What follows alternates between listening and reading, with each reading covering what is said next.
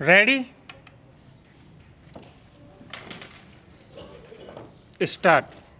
महोदय, चुनाव प्रचार के दौरान किए गए अपने वायदे के अनुसार मुख्यमंत्री पद की शपथ ग्रहण करने के बाद युवा मुख्यमंत्री पूर्ववर्ती भाजपा सरकार द्वारा लागू किए गए नकल विरोधी कानून को वापस ले लिया और इसके साथ ही उत्तर प्रदेश हाई स्कूल एवं उच्चतर माध्यमिक की परीक्षाओं में नकल करते पकड़े जाने के अपराध में 2 साल से अधर में लटक रहे हजारों छात्र छात्राओं की शिक्षण प्रक्रिया में पैदा हुई अनिश्चितता समाप्त हो गई। उनके रोके गए परीक्षा फल अब घोषित कर दिए जाएंगे और तदनुसार वे अपनी शिक्षा का क्रम आगे चालू कर सकेंगे। माननीय मुख्यमंत्री की इस घोषणा पर एक वर्ग ने गहरा क्षोभ व्यक्त किया है तो दूसरे ने राहत की सांस ली है और वर्तमान सत्ताधारी गठबंधन ने अपने वायदे को समय से पूरा करने का गौरव अनुभव किया है।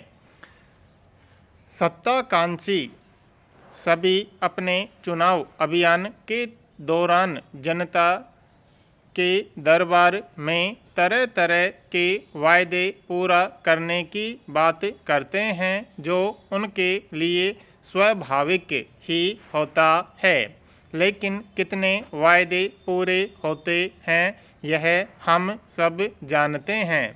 अधिकांश वायदे तो टाले जाते हैं, कुछ को पूरा करने की कोशिश होती भी है तो उनका क्रियान्वयन नौकरशाही के जाल में उलझ जाता है। हाँ, कुछ वायदे ऐसे होते हैं जो राजनीतिक दृष्टि से तुरंत और बिना जोखिम उठाए नेता और दल को लोकप्रिय बनाने वाले, लाभ पहुंचाने वाले होते हैं। उन्हें आनन फानन लागू करने से नेता नहीं चूकते। परीक्षा में नकल को संज्ञेय अपराध घोषित करने वाले कानून को वापस लेने का मुख्यमंत्री का निर्णय उसी श्रेणी में गिना जा रहा है। तो क्या जैसा कि इस कदम के विरोध में कहा जा रहा है, नकल विरोधी कानून की वापसी से शिक्षा में कबाड़ा हो जाएगा, या जैसा कि इसके समर्थन में कहा जा रहा है, छात्र छात्राओं की पढ़ाई में 4 चांद लग जाएंगे? क्या परीक्षा में नकल ही शिक्षा की मूल समस्या है और इसे कड़ाई से रोकने या इसके प्रति मुलायमियत रखने से यह सवाल हल हो जाएगा?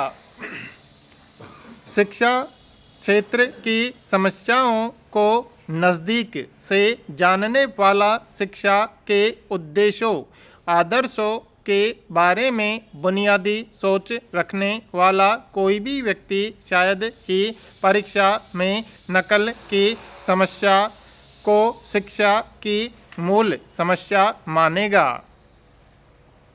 महोदय, वास्तव में हो यह रहा है कि स्वतंत्रता के बाद से ही हम शिक्षा की मूल समस्याओं से आंखें चुराते और कुछ सतही समाधान तलाशते फिर रहे हैं।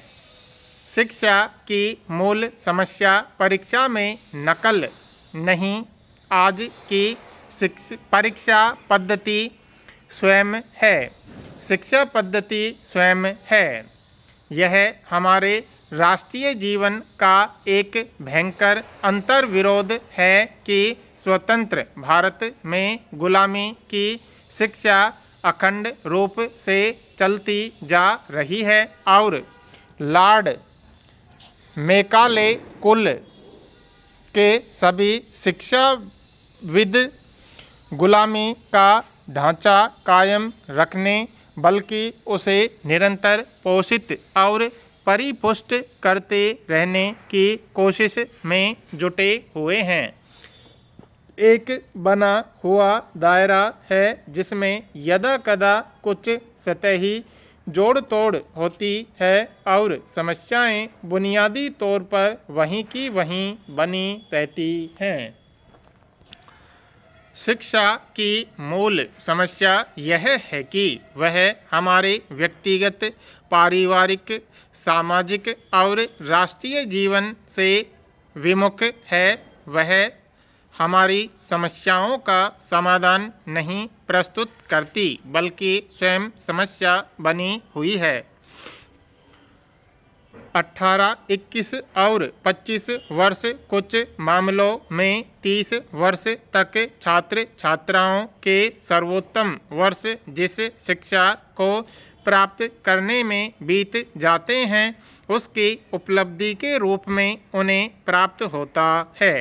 प्रमाण पत्र का एक कागजी टुकड़ा जिसे लेकर नौकरी की तलाश में उन्हें भटकना होता है और वर्षों भटकने के बाद यदि वर्तमान व्यवस्था के पुर्जे के रूप में उन्हें कहीं फिट हो जाने का सौभाग्य प्राप्त हो जाता है तो समाज में एक और परोपजीवी की वृद्धि हो जाती है। यदि किसी में कुछ सुसंस्कार बचे रहें इस शिक्षा के बावजूद भी तो शायद एक नेक इंसान बने रहने की नौकरी ईमानदारी पूर्वक करने की कुछ कोशिश होती है, अन्यथा तो परीक्षा पास करने का ब्याज सहित दाम ही वसूला जाता है सरकार से, समाज से। क्योंकि जिस नीति को धर्म कहते हैं उसे जीवन का आधार बनाए रखकर जीने का आत्मबल तो आज की शिक्षा देती नहीं। उत्पादक सर्जक बनकर जीवन, समाज और राष्ट्र का निर्माण करने की क्षमता पैदा करती नहीं और स्वयं को खतरे में डालकर एक गतिशील नागरिक बनने, गुलामी के जीवन मूल्यों को तोड़कर एक स्वतंत्र, लोकतांत्रिक, समतामूलक मानवीय व्यवस्था बनाने के लिए संघर्ष करने की प्रेरणा और पुरुषार्थ भी यह शिक्षा जगाती नहीं, तब हम इसकी यथापूर्व स्थिति कायम रखते हुए इसके दुष्परिणामों को रोकने की सतही कोशिश से क्या हासिल कर पाएंगे।